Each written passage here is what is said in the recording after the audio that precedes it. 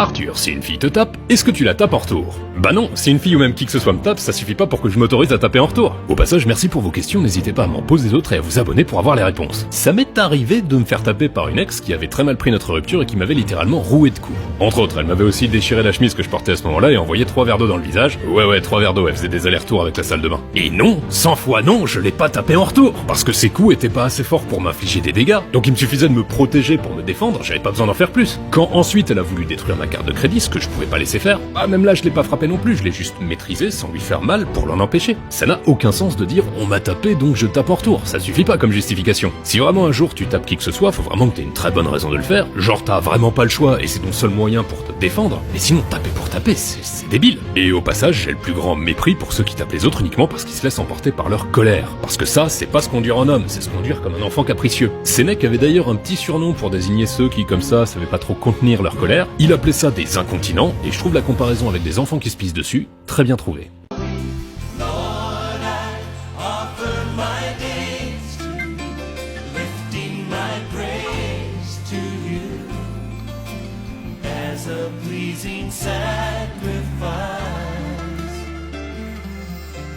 Lord, I offer you my life.